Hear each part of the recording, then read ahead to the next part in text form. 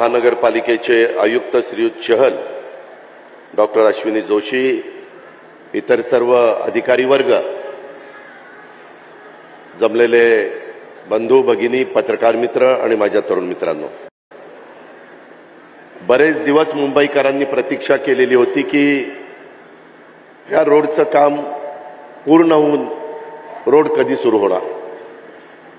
आज आपण पहिला टप्पा ह्याच्यामध्ये घेतलेला आहे आणि त्याच्याबद्दलची माहिती तुम्हाला आत्ताच संपूर्ण देण्यात आलेली आहे. मुंबईमध्ये मोठा बदल वाहतुकीच्या दृष्टीने करण्याचा प्रयत्न महायुतीच्या सरकारचा आहे. हा सगळा रोड एकदा वापरात आल्यानंतर दुसराही टप्पा सुरू झाल्यानंतर बरीच वेळेची, इंधनाची बचत होणार आहे. आमचा सरकारचा प्रयत्न हा आहे की आज देशामध्ये सगळ्यात जर हवा खराब कुठली आहे तर ते प्रदूषित शहर म्हणून दिल्ली, मुंबई ह्या शहरांची ओळख आपल्याला सगळ्यांना पाहायला मिळते आणि त्याच्याकरताच काही महत्वाची पावलं या महायुतीच्या सरकारने उचलली.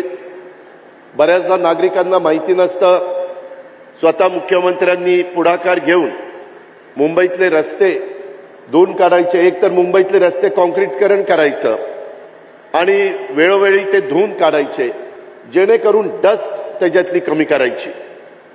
खूप जणांना असं वाटत असेल की बाबा हे पाणी कुठलं वापरतात, प्यायला पाणी नाही आणि रस्ते धुवायला हे निघालेत. वास्तविक सिरियस ट्रीटमेंट प्लांटमधनं निघालेलं पाणी जे पिण्याच्या योग्यतेचं नसतं, परंतु अशा रस्ते वगैरे धुण्याच्या करता किंवा प्लांटेशनच्या करता आपण वापरू शकतो. त्याच्यातून ह्या सगळ्या गोष्टी करतो आणि त्याच्यातून निश्चितपणे हवेचं प्रदूषण कमी होण्याच्या करता मदत होते. मित्रांनो, मी देखील अनेक वर्ष राजकीय जीवनामध्ये काम करणारा कार्यकर्ता आहे.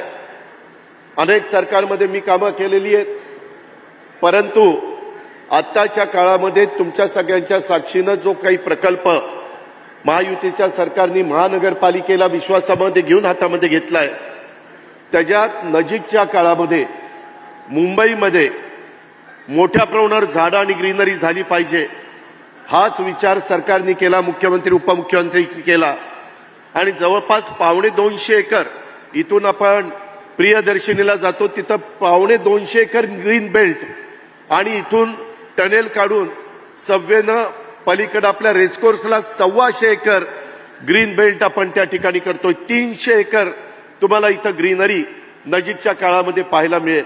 अशा प्रकारचे कितीतरी महत्वाचे निर्णय हे महायुतीचं सरकार घेत आहे. स्वतः देशाचे पंतप्रधान नरेंद्र मोदी साहेबांचं व्हिजन आपण सगळेजण बघतो.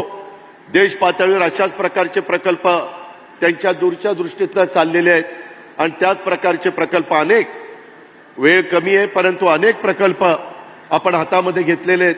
एवढा मोठा प्रकल्प आज 13-14 हजार कोटीचा असताना 1 रुपया देखील मुंबईकरांना कुठला टोल ह्याच्यावर द्यावा लागणार नाही, अशा प्रकारचा निर्णय देखील राज्य सरकारने आणि महानगरपालिकेने मिळून घेतलेला आहे.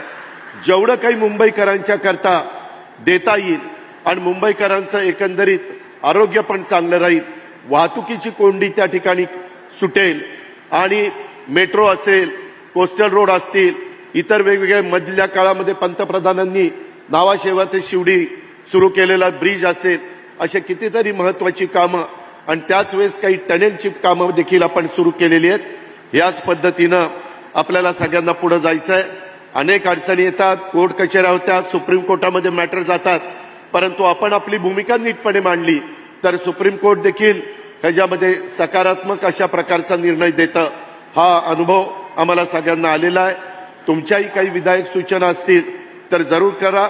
आताच मुख्यमंत्री, उपमुख्यमंत्री, मंत्रिमंडळाने आपलं मंत्रालय, आपलं विधान भवन, आपले तिथं छोटे छोटे जे काही बंगले आहेत त्या सगळ्याच्या तिथं जवळपास 7,500 ते 10,000 कोटीचा एक मोठा प्रकल्प आपण नवीन मंत्रालय, नवीन विधान भवन, काही वेगवेगळ्या प्रकारचे IAS ऑफिसर, IPS ऑफिसरला टॉवर, मिनिस्टर लोकांना टॉवर आणि तिथं पण 10-12 एकर 15 एकराची ग्रीनरी, अशा बऱ्याच काही गोष्टी ह्या चांगल्या पद्धतीने याच्या आधीच्या काळामध्ये एवढी ग्रीनरी करण्याचं काम कुठल्याच सरकारच्या काळामध्ये झालं नाही, अशा पद्धतीचं काम आज आपल्या मुंबईकरांच्या करता चाललेलं आहे.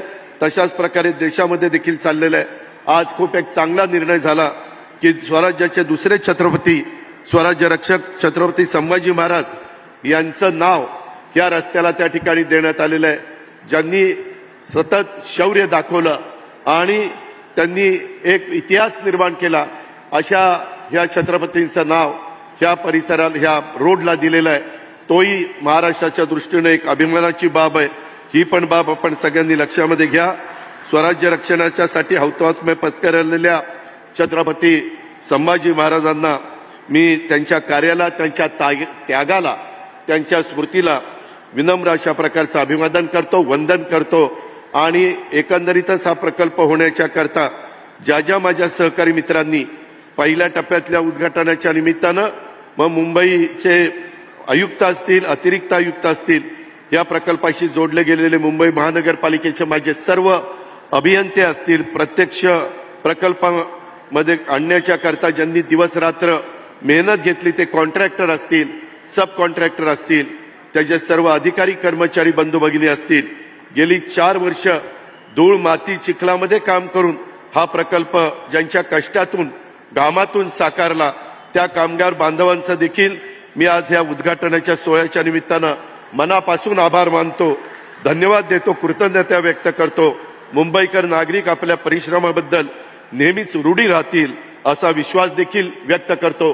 मुंबईकरांचं पण अभिनंदन करतो की ह्या काळामध्ये प्रदूषण वगैरे सगळ्या गोष्टी होत होत्या, तुम्हाला त्रास होत होता, परंतु तुम्ही तुमची सहनशीलता दाखवली. कारण कुठली कामं हातामध्ये घेतल्यानंतर अनेक अडचणी येत असतात.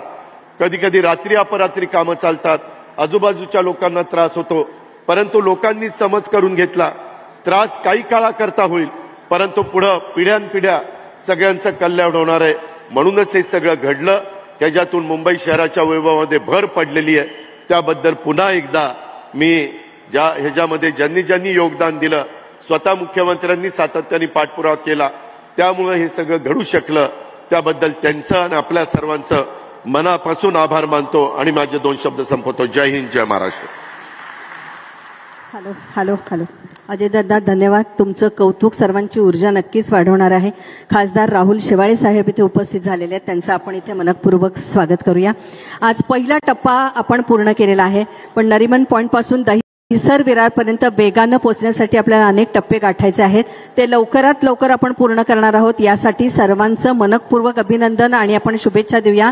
आणि आता माननीय उपमुख्यमंत्री महाराष्ट्र राज्य देवेंद्र फडणवीस साहेबांना मी विनंती करते की आपलं मनोगत इथं व्यक्त व्हावं.